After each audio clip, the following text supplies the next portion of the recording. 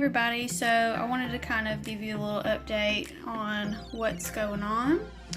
Currently have 10 eggs that we've counted. We think she's finished.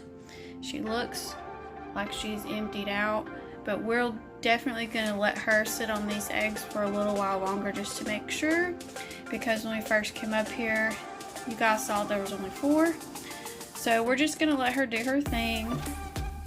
And we know there's 10 so far, and we have the incubator set up. We've got our temperatures going. We're definitely just making sure that the temperatures and the humidity in the incubator are what they need to be before we want to put them in there. So that's just something we're kind of doing because it's our first clutch, and we want to make sure that everything is set up correctly and working okay before we would put the eggs in there. All of the eggs look good. There's no slugs. If you don't know what that means, a slug is an infertile egg, and it will usually come out and be oddly shaped and really long, and it'll be yellow or brown in color, and that's usually a sign that that egg is an infertile egg. But we don't see any signs of that. We see some really nice white eggs that look really good, so we're definitely going to be candling these eggs soon. When we do put them in the incubator, if you don't know what that means, that's when you turn the lights off and you take a cell phone flashlight or any type of light and you shine it on the eggs to make sure the eggs have veins inside and an embryo. And usually what people do is when they put the eggs in the incubator, they want the embryo to be facing up, so they don't want the embryo to be inside the egg upside down. So they would be flipped up to where you could actually see the embryo floating at the very top of the egg. If you're curious as to where the babies will be staying once they hatch before they would go to homes, this is a 36 tub hatchling rack that we purchased a while back from Sea Serpents. In each of these tubs, you can keep a ball python in here, any snake in here, up to a subadult size, so they can stay in here from babies up to basically being almost an adult. And that's a good thing because sometimes you might have some hatchlings that stay with you for a little while, like if you don't find a home for them just yet. And so this is a really good idea when you're looking for a hatchling rack, to get one that your babies can definitely grow into in case you do have them for up to a year or a little bit, you know, around a year, so that they have enough room in here to kind of start growing out in case you do not sell them and get them homes right away. Something that we wanted to go ahead and start doing, even though this is our first clutch, we wanted to write down the genes of the parents. We want to write down when the clutch was laid and when we expect them to be due, which is about June 22nd, which the average is 55 days. It can be between 50 and 60 days for ball python eggs. We originally had 4, but we marked that out and wrote 10 because that's how many eggs are there now. And these 2 snakes had 3 locks together, so that means that they were paired 3 different times for breeding, and the breedings were successful. So that is a good way to keep up with everything.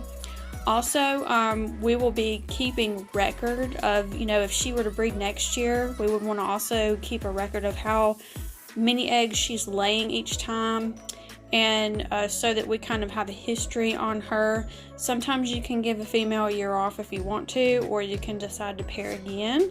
It's up to you, and it's definitely dependent on whether they start eating really well again. So when we get these eggs from her and wash her off and get her a clean tub, we'll have to start trying to feed her again and get her weight back up to what it needs to be, because if you were not aware, a lot of times female ball pythons will go off of food pretty quickly before they even lay their eggs.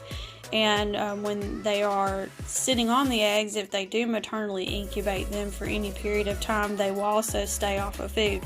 So we definitely want to get her back eating because that's healthy for her, and we want to get her, back into sort of a normal state of being so that she can just get back up to weight and be healthy again. Incubator set to 88 degrees.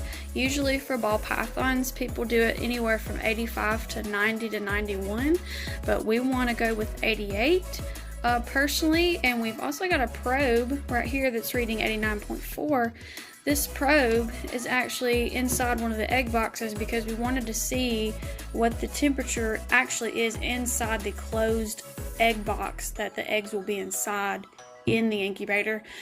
We also have a humidity gauge because we're trying to get the humidity right in here. It's saying 80%, but we may need to adjust that a little more. The humidity should be higher inside the egg box though. We've got a temperature reading on this middle shelf at about 85.4.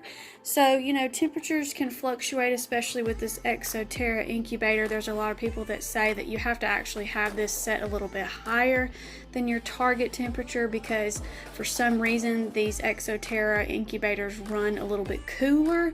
There's also some people that talk about the heating element or the fan having some issues, but I've seen a lot of people say a lot of really good things about this incubator.